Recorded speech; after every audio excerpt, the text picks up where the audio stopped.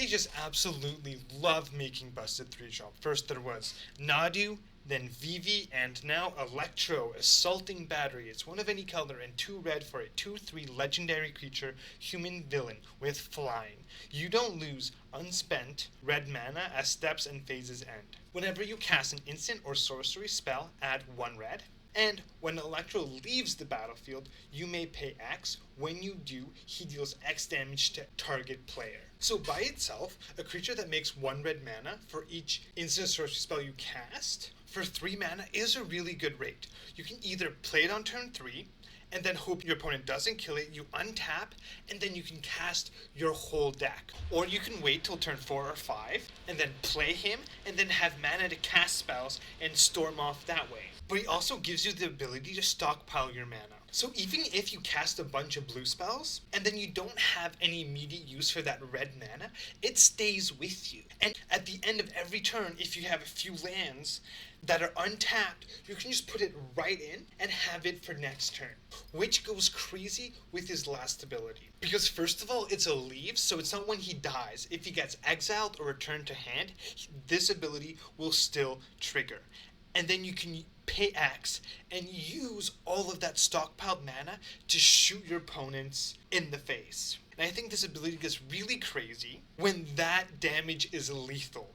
It basically forces your opponent to not kill Electro or else they die, so that he can be in play, combo off, and win. So this card is so incredibly pushed. And if Vivi doesn't get banned, they could be insane beside each other, because Vivi can create an insane amount of mana, and then Electro can save it, or generate his buttload of mana. So you basically have a deck with 8 Vivis, which seems pretty insane to me.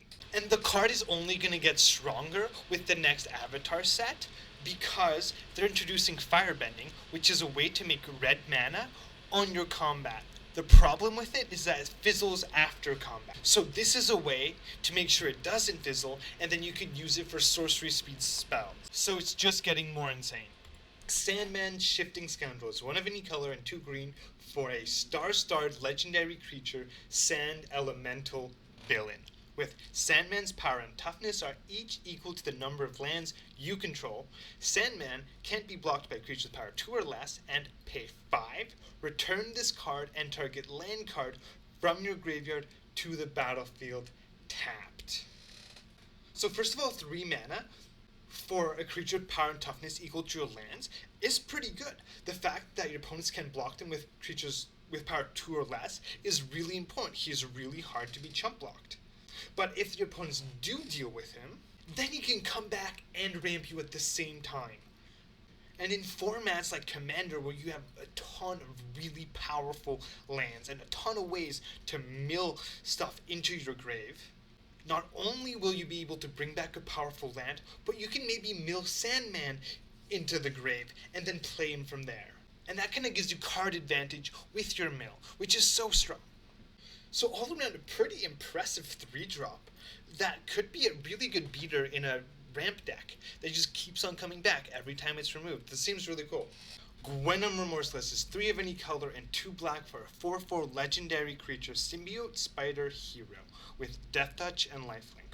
Whenever Gwenom attacks, until end of turn, you may look at the top card of your library anytime, and you may play cards from the top of your library. If you cast spells this way, pay life equal to its mana value rather than pay its mana cost. So she's basically Bolas' Citadel on a stick. So for people who don't know, Bolas' Citadel is insane. It's normally seen in CDH, and once it's played, you might go down to like 1 life, but you'll play your whole deck and win on the spot. She has 1 less mana, but she does come in with Summoning Sickness, so you can't attack immediately and use the effect, unless you give her haste. And she's a bit easier to interact with because she is a creature. But her strengths are that she has lifelink, so you can gain some more life, so you have more life to pay from her attack trigger. She can also be your commander, meaning that you can have this effect every game and build your entire deck around it, which is so much stronger than Bolas' Citadel. So I honestly think Gwenom has the chance of being a CDH commander deck. Those were my top picks for the best cards out so far. They're pretty crazy. The set is really ramping up. And if you want to see my top picks for the whole set, please subscribe and have a good one.